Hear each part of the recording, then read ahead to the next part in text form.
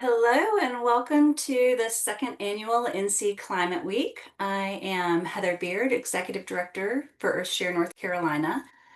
Climate Week is about taking action to adopt known solutions to climate change and creating resiliency, both as individuals and as professionals.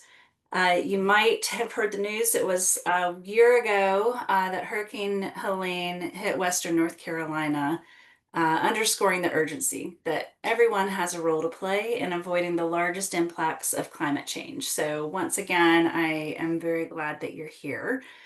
Throughout the week, we're going to learn how to overcome barriers to taking climate action. We're going to be inspired by the commitment and information that climate leaders share with us. And we're going to create a bigger network of people taking action on climate.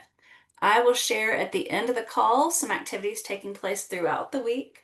But for now, I would like to introduce Christina Cooke, our moderator, to get this started. Christina is a freelance writer and editor of Civil Eats. It's a national online publication that covers the American food system. Again, we're very honored, Christina, that you took time to do this today. So, welcome. Thank you. Thank you so much for having me. Um, yes, so I'm Christina Cooke. I am based in Hillsborough, North Carolina, which is near Durham. And as you mentioned, I am a freelance writer and editor for Civil Eats, which we look to deepen the conversations around the American food system. And we frequently cover climate change and its impacts on food and agriculture. So I wanted to start by saying a few words about the topic of climate and food, and then introduce our three or four incredible panelists and get the conversation going. Um, so climate change has a huge impact on our food system. Farmers and ranchers and fishermen are on the front lines of dealing with the impacts of droughts and heat waves and hurricanes and floods. Extreme weather disrupts the planting and harvesting schedules. It damages crops and reduces yields. It leads to more pests and diseases. And it can change fish migration and lead to hypoxia or a lack of dissolved oxygen in the water. Um, as we are on the first anniversary of Hurricane Helene, you will know it also can cause destruction that can be really hard to recover from. Helene, the floodwaters brought on by Helene damaged close to 5 million acres of farmland in Western North Carolina. So in these extreme weather events, farmers and ranchers are hit hard, but people up and down the food chain feel the effects, from the workers who are harvesting the crops to the consumers who are eating them. So while the agriculture industry feels climate change especially hard, it is also a major contributor to climate change. Agriculture, and this is especially industrial agriculture, produces 1/3 of global greenhouse gas emissions. And this happens through deforestation, which releases carbon, through synthetic fertilizers, which release nitrous oxide, through the methane released when cattle burp as part of their digestive process. Um, but fortunately, the agriculture industry is uniquely positioned to be part of the solution. Um, so some examples of this are, some farmers are tilling their land less to keep carbon stored undisturbed within the soil structure. They're finding ways to enrich the soil without synthetic fertilizers, like using cover crops and crop rotation and strategically managing the grazing of livestock across the land. They're doing things like incorporating hedgerows and trees around the edges of fields, which sequester carbon and provide habitat for pollinators and animals. And they're finding ways to grow food in urban areas, which reduces the transportation needed to get from field to plate. So today we are going to talk with four people who are doing innovative work in North Carolina's food systems. We're going to talk to them about the impacts they're feeling in their work and communities and what we can and should do about it. So to introduce them, I'll start with Ryan Bethea. Um, I don't know if Ryan will. Yes, Ryan, there you are. Hi. Ryan runs Oysters Carolina. That is a sustainable shellfish farm off of Harker's Island that delivers oysters same day across North Carolina. And he served as a marine fisheries commissioner. In Rocky Mount, we have Aerhealle Chace.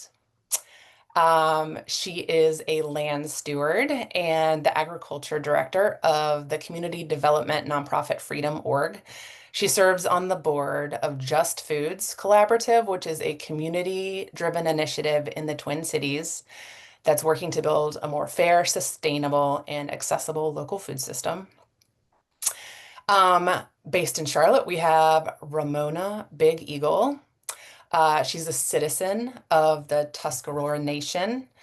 She's a cultural educator and an oral historian who's involved with the Indigenous-led environmental justice organization Seven Directions of Service. And she helps different communities in North Carolina increase food sovereignty by establishing tower gardens. She's also CEO of Dare to Soar Enterprises, a company she started 40 years ago. And last but not least, we have Virginia Hamilton. She's head of operations for Hickory Nut Gap Farm that's based in Fairview near Asheville.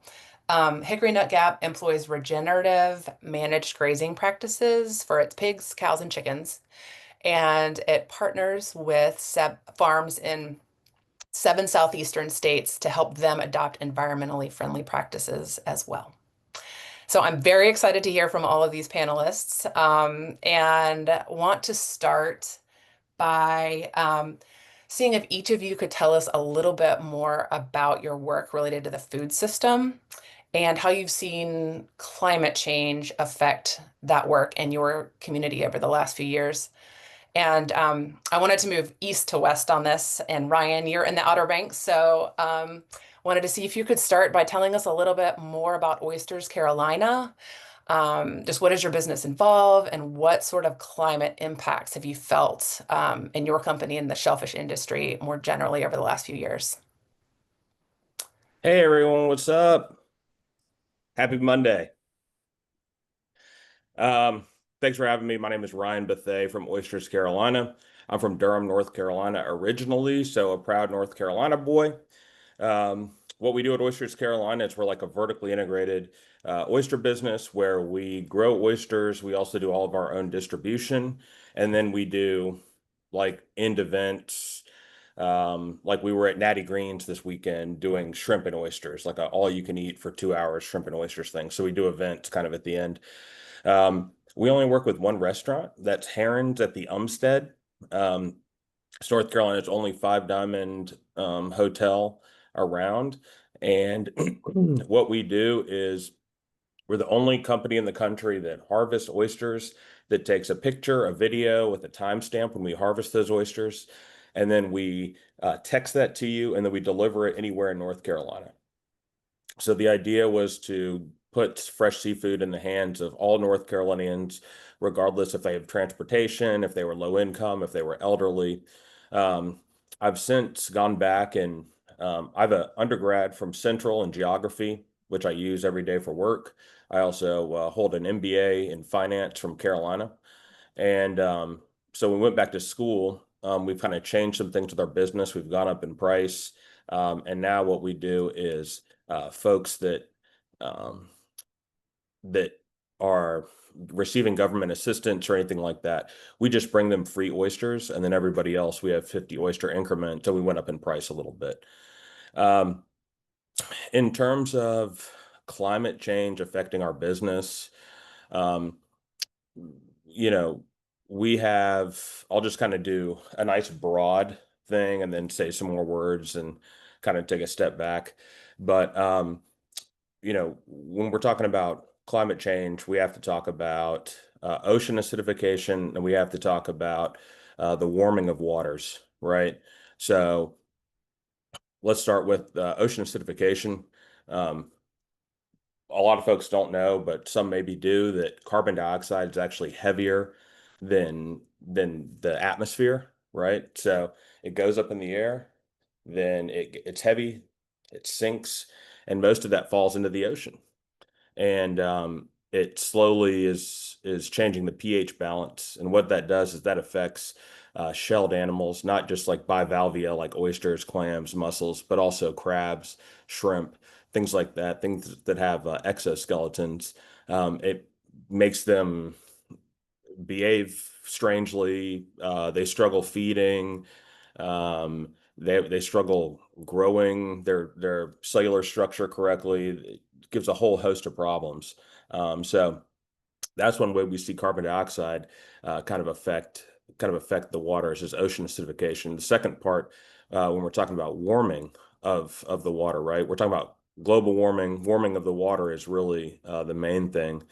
And when you have warmer water, you have wetter storms, and you have stronger storms and more powerful storms. And so, um, in North Carolina and in all states, but in North Carolina, the way we do it here is there's a certain amount of rain. They use an algorithm to determine how much rain is going to make the waters unsafe to get seafood out of, to get shellfish out of, crabs. So when we have these powerful storms that are wetter than they've ever been, guys are getting closed a lot more days, right? So if it takes an inch to close water in the White Oak River, and we have, you know, 5 more storms a year than we did before, and the storms are wetter, so that they stay closed longer. That creates a closure for longer. So then we're talking about essentially closing the doors of guys' businesses for longer periods of time.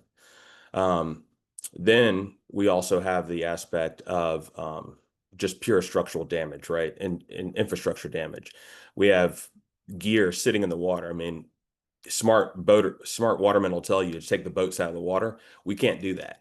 We have to keep our gear in the water at all times. So we have a ton of loss due to just as the storms are getting more and more powerful, bags floating away, cages getting flipped over, cages getting buried. It's, when you've got a storm out there and it's 24 hours beating on this stuff, it really creates a lot of havoc. Um, I don't think unfortunately, I'm not really able to comment much more during the panel. So I wanted to kind of get a lot of this stuff, speak a lot of this stuff to you, and I'll go on mute and I can't wait to hear the rest. But thanks for having me. And if anybody ever wants to talk climate, my number is 252-230-6317. It's the same number you can see on the website. That's the best way to talk to me. We can work together. We can work behind the scenes. We can do all that kind of stuff. And thanks for listening, guys, and looking forward to hearing the rest of the panel. Yeah, thank you so much for sharing the impacts. I imagine being kind of like on the ocean as these giant storms are hitting would be pretty terrifying. Right, right, Um, right. yeah, so let's move slightly inland to Aerhealle and Rocky Mount. Could you describe, Aerhealle, your own farm and the organizations that you're involved with, and kind of how you're feeling climate change in your area? Sure. I'll try to not ramble because I have my hands in like a lot in our area. But my name is Aerhealle Chace, and I run a small farm called Interaction Gardens just outside of Rocky Mount. I grow fruits, vegetables, herbs, and I also have a small flock of chickens for eggs. And I have a pretty small clientele, but I'm growing slow. I'm a beginning farmer, and so it's really a journey and like reconnecting to the land and learning ways of trying to contribute to the food system. My initial interest into the food system started when I was in school. I studied anthropology at Emory University, and I minored in predictive health. And so in that, I learned a lot about the food systems and how it ties into the health of a community as a whole. Fast forward a decade, and I find myself in a rural community in North Carolina with a family of my own in a place that is suffering from food insecurity and food access and just all those things that I learned I'm now living in. And so I was looking for ways to be more involved. I found a group called Freedom Org, and They are a nonprofit based in Edgecombe County, primarily in the areas of Princeville and Tarboro. So in terms of climate effects and climate change, Princeville has been heavily affected by flooding repeatedly, and most recently in the floods of Floyd, with the hurricanes of Flood and Matthew, excuse me. And so our work in that area is primarily with community gardens, repurposing some of those FEMA buyout floodlands and trying to revitalize communities that suffered major displacement as an effect of the flooding in the areas. And so that's my main job. And then I also work with an organization called 4T Acres Resource Market. They're a newer nonprofit in our area that's serving Eastern North Carolina, but they're more focused on trying to promote sustainable agricultural practices for small farmers and landowners that are more tied in with some of the resources that are still available for people who are practicing these types of practices. And then today I'm supposed to be here representing Just Foods Collaborative. As since I have my hands in a couple of the other organizations, seemed only right for me to try to participate in this collaborative of folks who are focused on trying to make a more just food system out here. So Rocky Mount is very special in the fact that it is situated on two counties, and half of it is in Nash County and half of it is in Edgecombe County. And between those two counties, there's a lot of history and a lot of disparities in terms of access to resources and everything like that. And so this organization is supposed to try to connect a lot of the other people who are active and organizations that are active. They have 4 action priorities, trying to support the farm to table value chain, healthy food access, public education and awareness, and food policy and advocacy. And in that, there's just a lot of programming and support trying to help reduce food miles, trying to help promote sustainable agricultural practices like low and no till, like composting and mulching, cover cropping, and things like that. And so um, yeah, we're feeling it in a lot of different ways. It's hot, it's it rains, we suffer droughts, long periods of droughts, and then all of the rain comes at one time. The soils aren't able to accept the rain, and then we end up with more flooding. And so it's just like this constant cycle of trying to keep up with what's happening, trying to record what we're doing. Speaking of recording, some of the work that I do with my small farm is I participate as a volunteer with one of the Utopian Seed Project programs where they are trying to do studies on resilient seed saving, essentially. So there are a lot of us who are participating in this program, and we're studying everything from collards to okra to butternut squash and peas, and trying to find things that are working well in our different areas. And so it's also a lesson in seed saving and trying to preserve things that are doing well in different climates. So that's that's what we're doing, and that's how it's affecting us. Amazing. You really are doing a lot between like having your hands in the dirt and then also kind of figuring out how to adapt crops to the reality and how to get food to the people who need it. Um, yeah, I've got a lot of great experience to share. Um, Thank you so much, Aerhealle. I wanted to move to Ramona in Charlotte. Um, Ramona, could you explain kind of your involvement with the organizations that you're involved with, like Seven Directions of Service, and your work increasing food sovereignty through the food towers, and also just how in your region of the state, it's kind of near the West, how climate change has affected you all? Okay, thank you, Christina. Again, as she said, my name is Ramona Big Eagle. I'm in Charlotte, North Carolina, and I am an urban farmer. I grow all of my own food and help others grow food on tower gardens. In fact, this all came about as a result of climate change. Um, I personally don't have a green thumb. No one believes me when I tell them that when they see all the food that I have, but um, I started growing food. Well, initially, let me just say this. Initially, this whole food thing, because I'm the CEO and president of Dare to Soar Enterprises, and I'm a culture educator, motivational speaker, all of that. But in 2017, I was diagnosed with breast cancer. I was told I had to have surgery, chemotherapy. I figured there was a different way. So I decided to go the route, let food be your medicine, let your medicine be your food. So in doing all the research on food and, the different things that have come about with the food we eat, I changed my eating habit and the process started growing my own food. So that's how I came to this work with food sustainability because of my own crisis. And I might add, I was told I had to have chemo and surgery. I chose not to have the chemo and surgery. I was told that the stage I was at, I wouldn't make it. Instead, a year later, I went back to that same doctor that had done the mammogram and everything. And he said, if I didn't know any better, I think that you, the person I see right now at this mammogram and the one before were two different people. He said, there's no signs of cancer whatsoever. He said, so what are you doing? I said, fruits and vegetables. He said, fruits and vegetables. No, I mean, really, what are you doing? I said, well, really, I'm doing fruits and vegetables. So that's what brought all this on and helping doing nutrition classes now to help other people, other communities see that food can be their medicine, not the pharmaceuticals, but they can grow their own food.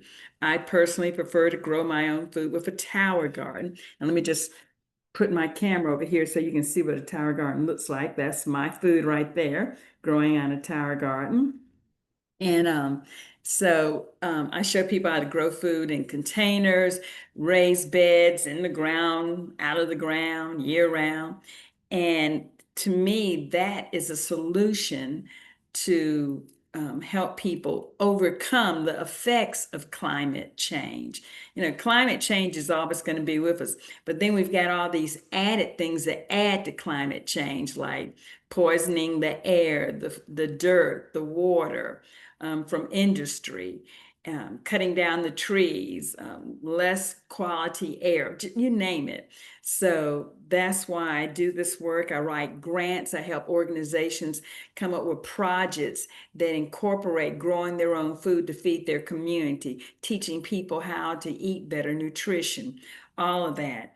And as a result, been in the food business, had never even planned that, but who plans cancer for that matter?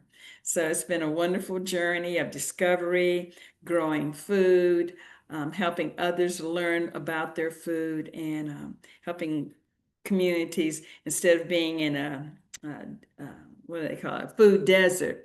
They're now in a system of sustainability with tower gardens or growing food, in the ground, containers, whatever, and living a better life as a result of it. Wonderful. Thank you so much for sharing that story. Great. Yeah. So I wanted to turn now to Virginia in the mountains.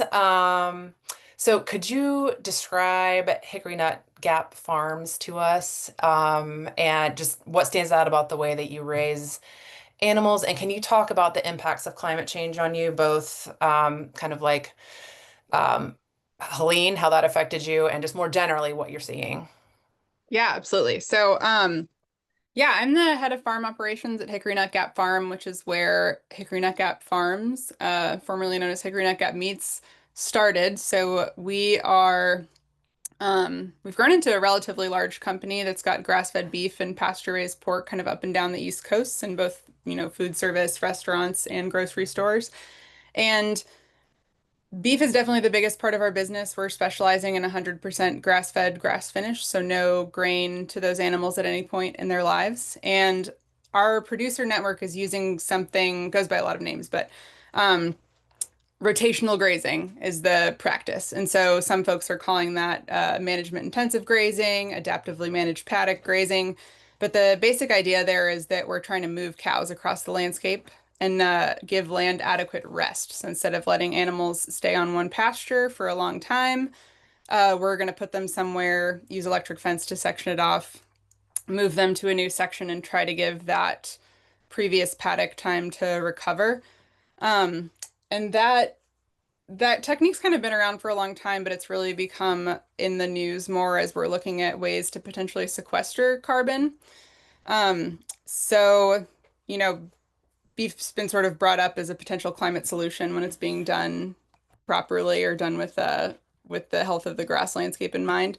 So my role at Hickory Nut Gap is I manage our small production farm here, and then also we have a little farm store, and I kind of provide some consulting or wayfinding to the meats company when they're thinking about how to work with our producer group. And I think as far as how climate change has really affected my work in the last decade or so, on a more broad scale, definitely seeing similar things to what Ryan was saying as far as weather events being more severe and sticking with us for longer. So we've always had periods of drought and periods of rain, um, hurricanes, etc. But those things seem like they're getting more intense. And what that is doing is really decreasing the predictability um, of kind of our calendar for the year, the way that we're managing land over the year. Um, at my previous job, we were also, planting cereal crops, and every year that date that we were planting just kind of kept changing around more and more and more and more. So planning becomes a lot more difficult.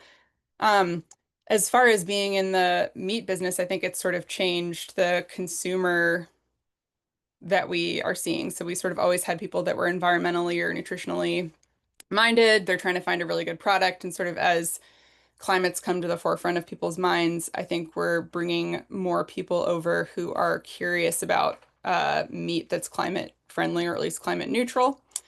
Um, and then the other way that it's really affecting us is, I don't know if you guys have been following, but beef prices are record high right now. So cattle prices are influenced nationally. And so severe weather events that are happening in Texas or the Rockies, like drought, are going to influence cattle prices here on the East Coast pretty dramatically. And so right now, the national cow herd's the smallest that it's ever been. Um, and what that's doing is it's a classic supply and demand issue. So the pay price for cattle has gone up really dramatically. And since, 85% of the beef produced in America is owned by four companies, they have a lot of say over what that pay price is. And that's trickling down to kind of the smaller or mid-size meat businesses. Um, and so I think just the more weather volatility we see in that, the more that pricing volatility is going to continue. And that just makes it harder for us as a business to uh, be planning pricing, making those sales deals, et cetera. And then it's also making pricing more difficult for the consumer as well.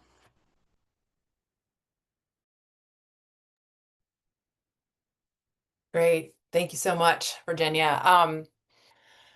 I want to talk next about how each of you are addressing climate change through your food system work. Like, how are you adapting to the new and different reality of extreme weather, or finding ways to sequester carbon and be part of the solution?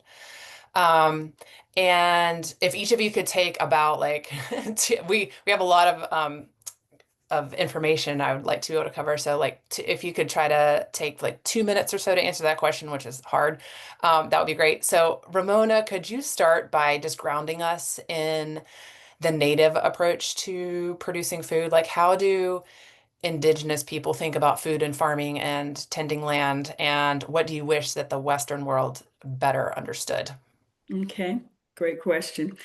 Originally, growing up, I grew up with grandparents, aunts, uncles, everyone at my reservation even, that grow their own food.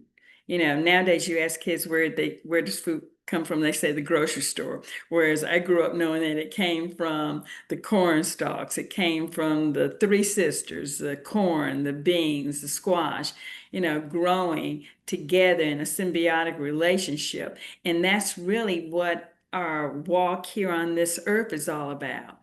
Seattle said that, we're on a web, and what you do to one part of the web affects all of the web. And that's still so true, even more so today because of all the things that are happening.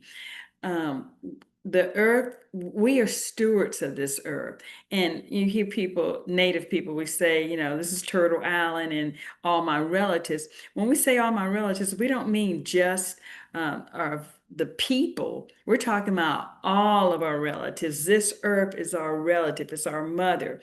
And how do you treat your physical mom? You treat them with love, respect. But we don't think about how we treat the earth. We have to do the same thing, treat the earth with love, respect. and take care of it. You know, you wouldn't take waste from your commode and dump it in your mother's sink. Okay, but I'm just saying we don't think about that same relation as far as what we're dumping into the waters, what we're filling our air with, you know, chemtrails, you know, the Roundup that's in all of the soil every place. You know, you talk about climate change, but then climate is always going to change. But then you've got all these man-made adversities that are added to it, which shows a lack of respect and honor and care for the earth.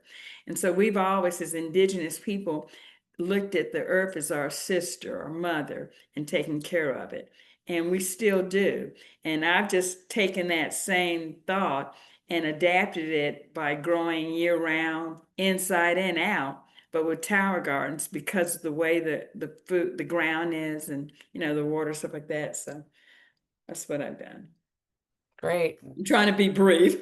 Yeah, I know. Yeah, thank you for speaking to the just the interconnectedness of everything, Yeah. and that relationship and that more equal relationship rather than Mhm. dominating. Exactly. Yeah, so Virginia, could you talk a little bit about Hickory Nut Gap, how you all manage grazing and why that benefits the earth, the climate? So, like I was saying earlier, we're using AMP grazing, adaptive managed paddock grazing, and I was saying that we have that period of rest. So the animals come through, they eat everything down, we'll move them on and hope to give that area about 40 to 60 days of rest.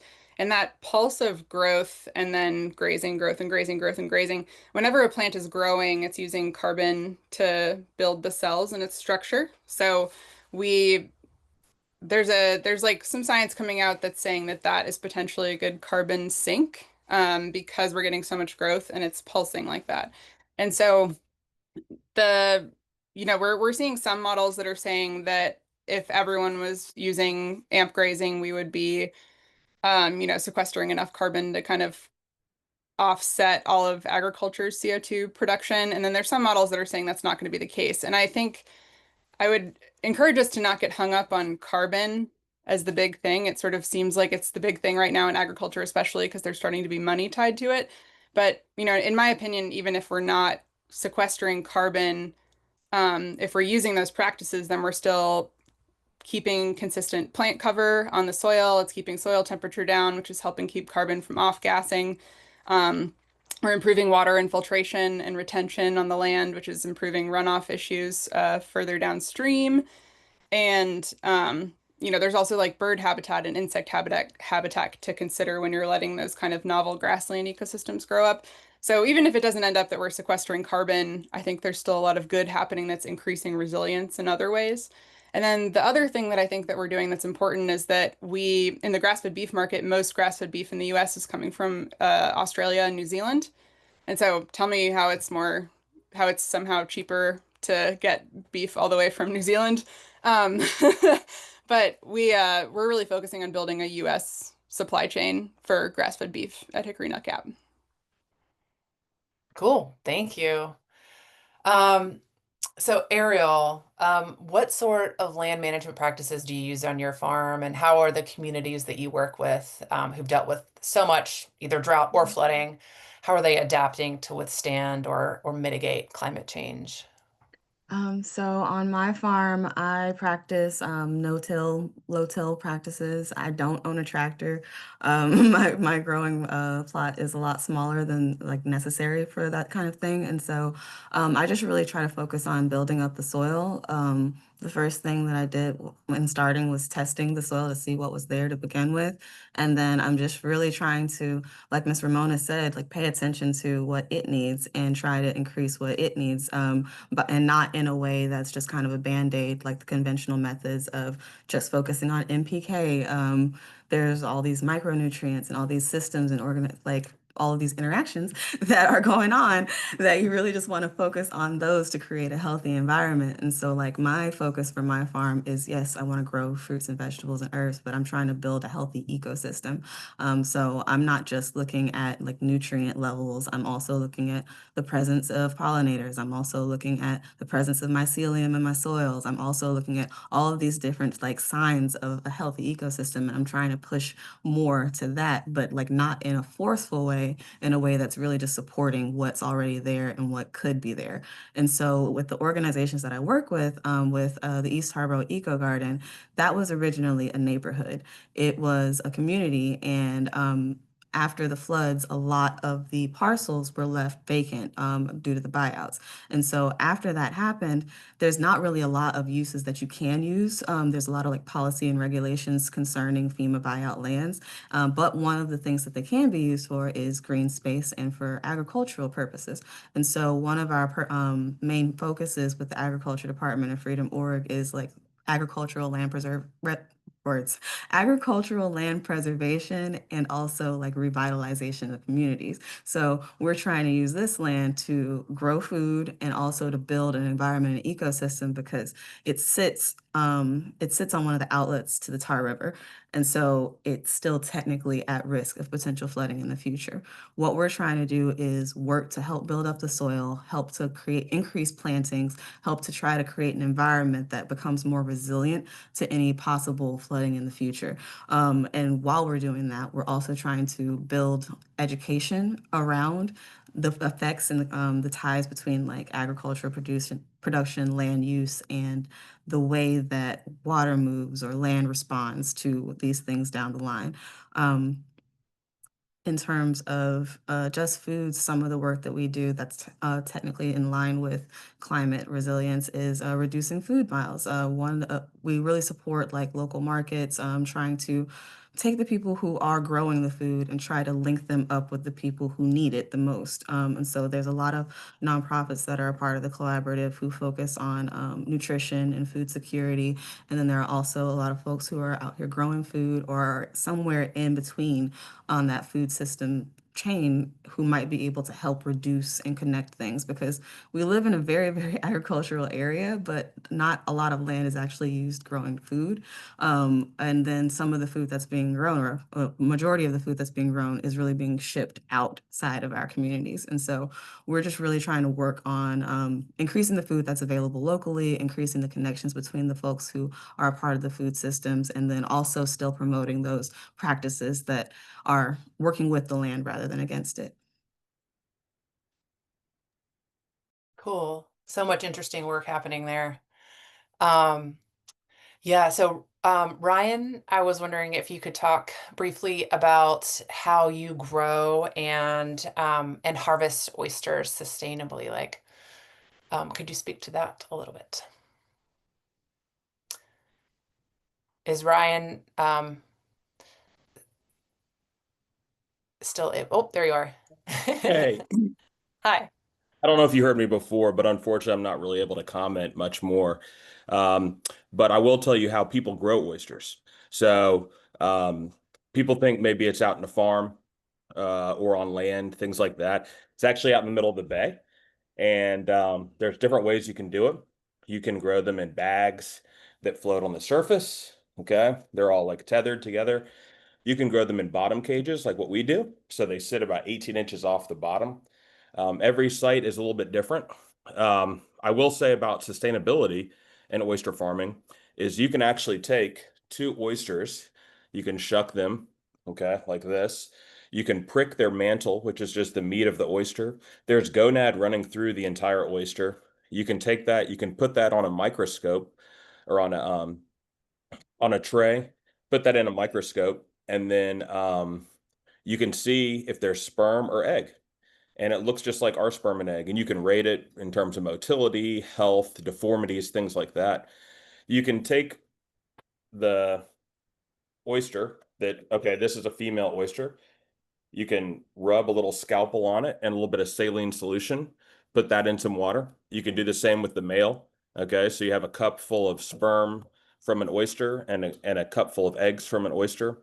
And you can take those two oysters, you can dump the sperm and egg together, and mitosis starts happening. You can mix it up, and you can get millions and millions of babies from just 2 oysters. So it's incredibly sustainable. It's the most sustainable animal protein that we have. And we had NC State come out to our farm, and they took 20 oysters to a lab and spawned them and came back with 240,000. So you kill 20, you get 240,000. So incredibly sustainable. And again, I'm not gonna be able to join anymore, but I'm enjoying listening. Thanks for having me. Okay. Yes, thanks. Yeah, I had no idea that you could produce so many oysters from just a couple. Fun fact. Um, okay, so I wanted to talk about the impediments that are standing in the way of producers or communities adopting more sustainable climate-friendly practices. So could you talk about what you see standing in the way of that, of scaling up climate conscious food production in North Carolina, and what you would like to see more of to enable that to take off? Aerhealle, could you start? Sure. So one of the things that I would love to see more of would be like more local investment in things that would assist. It's really, really hard for folks to try to grow well and like being in mind with the earth and everything like that, and then they get to the end of their season and then they struggle with being able to market, or they struggle with being able to get the food to the consumer. And so in our area, something that we see is lack of investment in like mutual aggregation or distribution, and it becomes harder for smaller producers to be able to really just access their markets. And so like more mindful local investment on like the municipal level or like the county level and things like that would really assist folks who are trying to do the work in their own different spaces. Something else that I'm sorry that I'm trying to like there's so many things that I want to talk about, and I'm trying to be quick and not go too much too far. But one of the other things that affects it is just well, monetary access. Sometimes there's a higher initial cost, and so folks will see that price tag, that dollar amount, and just feel like, oh no, I can't do that. But like in the end, it ends up being a better investment long term because, like, say with the cost of compost can be very expensive if you aren't able to make it on your own farm or don't have someone who's locally making it.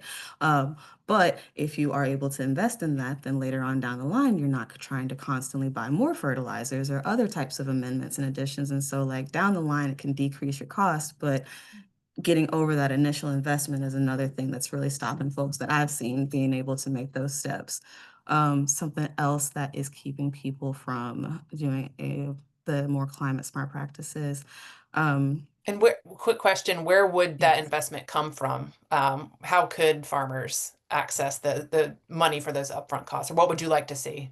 Well, yeah. So originally, most people would try to direct them to different federal and local types of programming, but we're seeing a lot of those things lose funding. And so we really are kind of at the brainstorming capacity right now, trying to figure out what types of pools of money and network and resources are still out there for folks to use. NRCS still has programming that you can use to try to do cost shares. There are still different pockets of money that are able to be out there, but in terms of being able to access it, I guess that leads into the next point of education.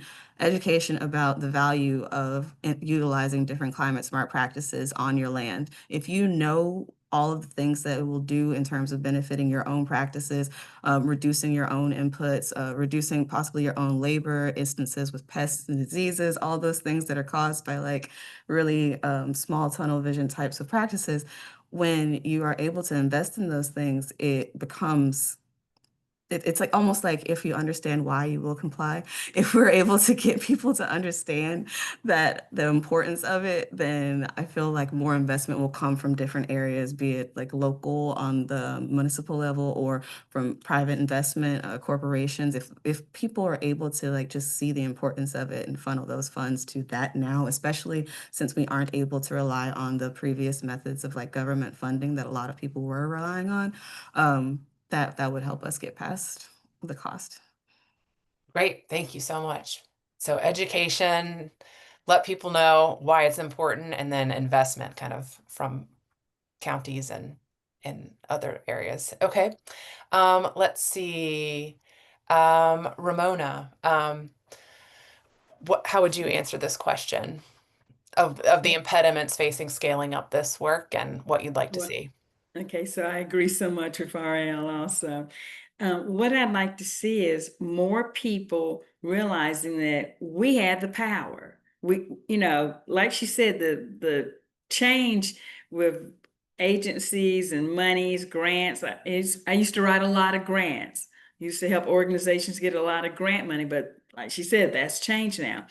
But we still have the power to sustain ourselves. I always encourage people, number one, grow your own food.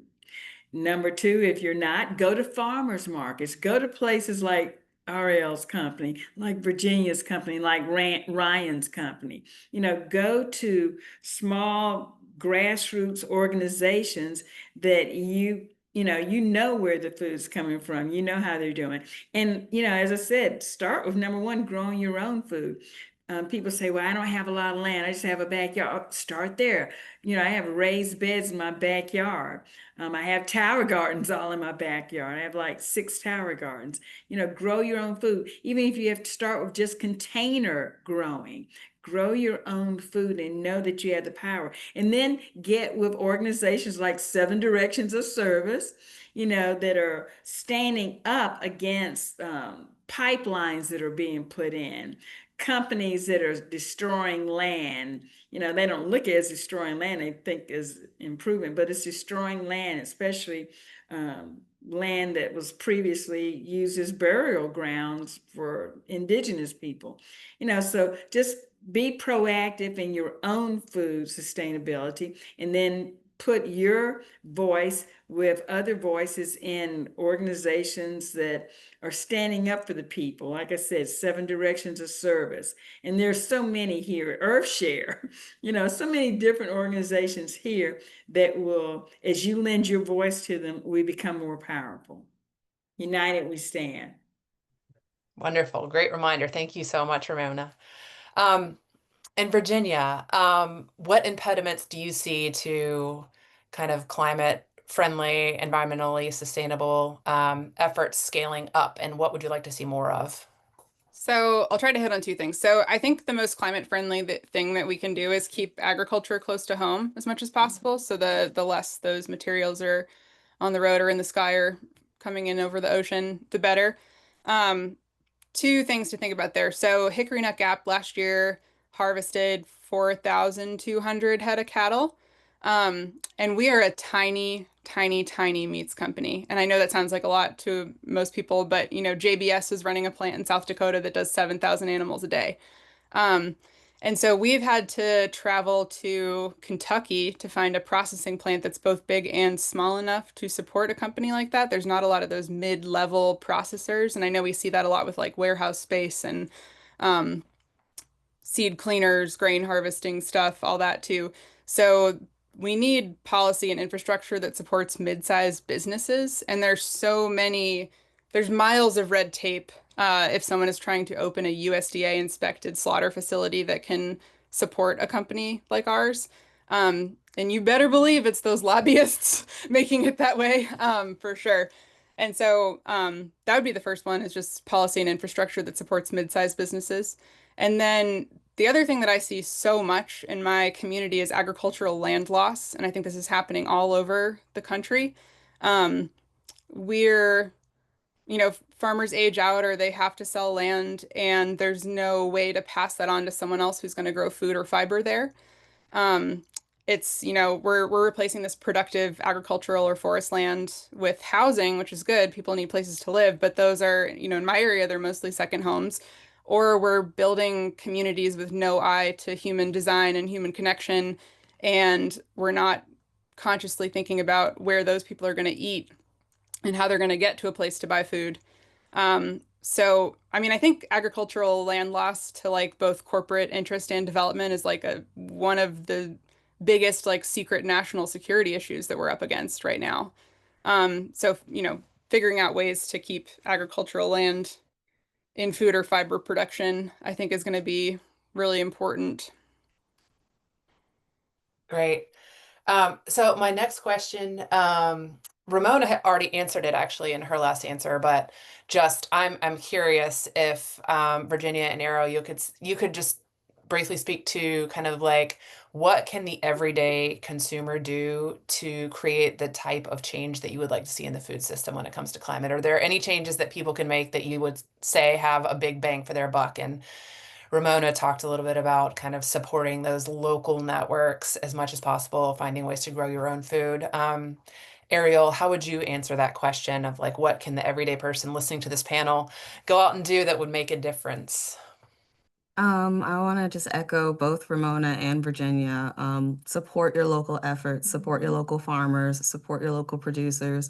If there are organizations that are trying to promote more sustainable practices or a tighter food web, support them. If you don't have the time, you have the money, support with money. If you have money but don't have the time, use what you have. But just go out and we are the adults now. We are the ones who have the power. We are the ones who are able to affect change. And so, if you are a person who cares, speak up, use your voice, use your dollars in ways that support systems that are in line with your own mission and your own values and your own beliefs. Because like Miss Ramona said, we are stronger than what we think. And so it really just starts closer to home. Like she said, we can grow a little bit of food in your backyard if you want to.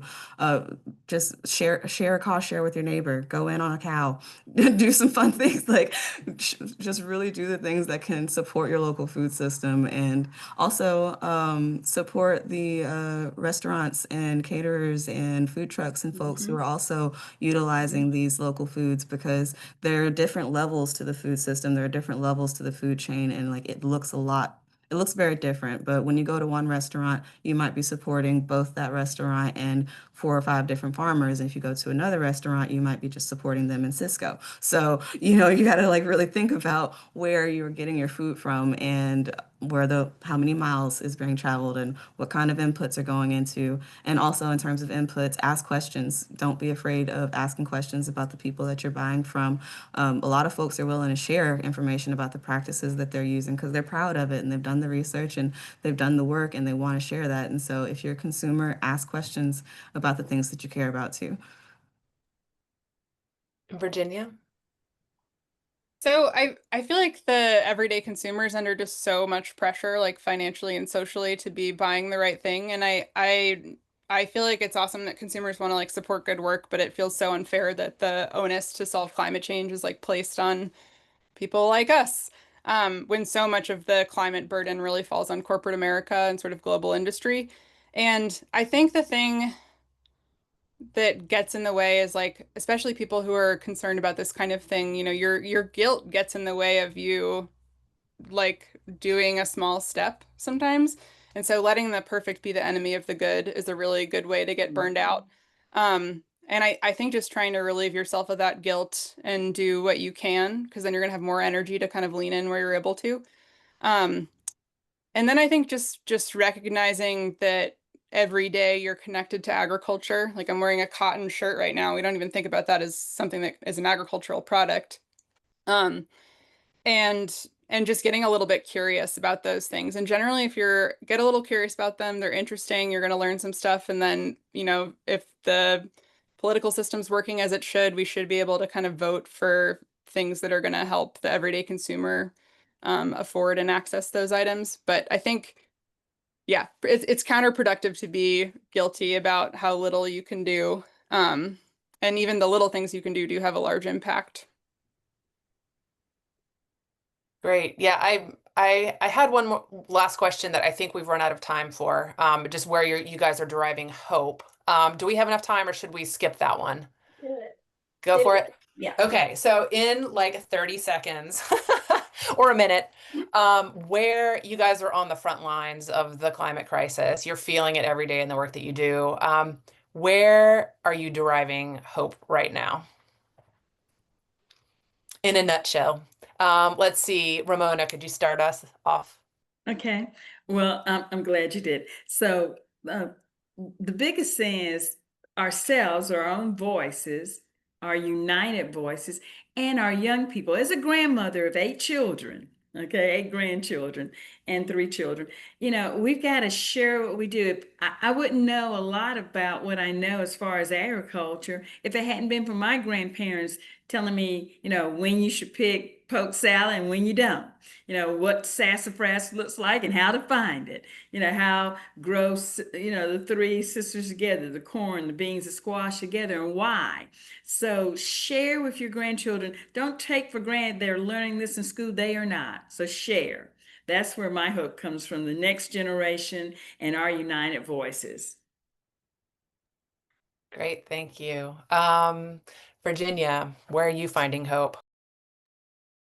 So I get to visit a lot of our producers. I've been to, I think, almost every farm that we work with, and just being there and seeing that this stuff is not just a marketing ploy, that there's like folks out there in rural America that are doing an incredible job taking care of land and uh seeing that being involved in this business has enabled them to keep their farm.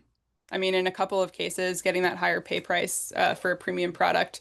And so that gives me hope on kind of the producer side that there really are people out there doing the work. And, if you're prone to cynicism like me, you might just be worried that it's all greenwashed, but there's good stuff happening out there.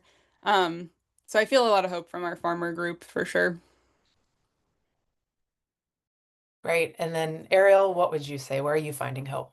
I also find hope from the future generations. I'm a mom. I have an 11-year-old son. He gardens with me. He grows with me. He looks at bugs and he knows where his food comes from. And he's more likely to eat his food when he knows it came from my garden rather than the grocery store. And so it's nice to like just see the tie of someone who has the connection between their food and their food system. But then with my work, we also have a summer camp. We have 2 weeks where we have a gaggle of kids who come out to the farm or to our community garden, excuse me, and they learn how to plant, they learn how to harvest, they make snacks, they are able to engage with it, and then every year we have more and more repeat kids, and so those repeat kids who come back and like something sticks with them, and that is where I find hope because it's not just us, it's the people who are coming behind us, and then like Ms. Ramona said, it's up to us to also learn from the people who came before us so that we can assist in transferring this knowledge because we don't want to be that gap that it's lost in.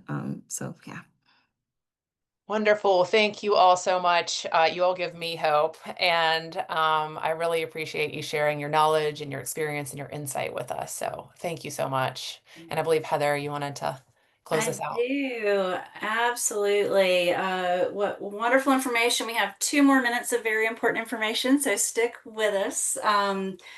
My takeaway from this session is there are tangible ways within reach for us all to adopt climate-friendly food practices. This week is about taking action and inspiring others. And so there's a place on the NC Climate Week website to record a 30-second climate commitment video that we can then share with others. And I feel like this session has really inspired me to share that opportunity with you. So on the website, you can just click Get Involved and you'll see that there. And I also just invite you to take advantage of everything that NC Climate Week has to offer. There are 10 climate action workshops, a career showcase, climate related events, and there's actually a consulting session that's very much on topic with today. Um, it is a small group discussion with one of our professionals, Laura Oxner of A Simple Gesture. And you can check out the link in the chat to the consulting sessions and see that, but that's tomorrow. So if you're interested, go ahead and hop on there and register. And then finally, the finale of Climate Week is the summit in Greensboro on Friday. And so if you are inspired to get in a room with other people who can bring you more hope, just come on over to the summit. And there's links to the summit in the chat as well. So I am going to close this out by asking you to use the poll that's popping up on the screen to just give us a little bit of information about how you learned from this session or what you got from it. It's 5 easy questions. As you answer, you can just progress through, and when you're done, this is it. You can say goodbye. So thank you all again. This was an amazing presentation. So impressed. Uh, and happy Climate Week.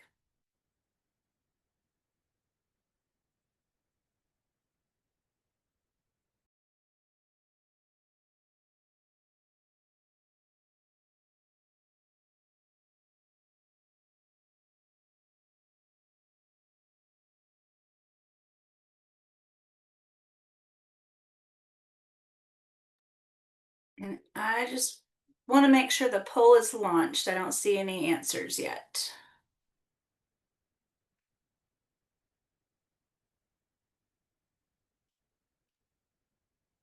Okay. The poll is launched and we have several people participating right now. Thank you. Wonderful. Thank you. Thank you to our amazing panelists. I think we all learned a whole lot today.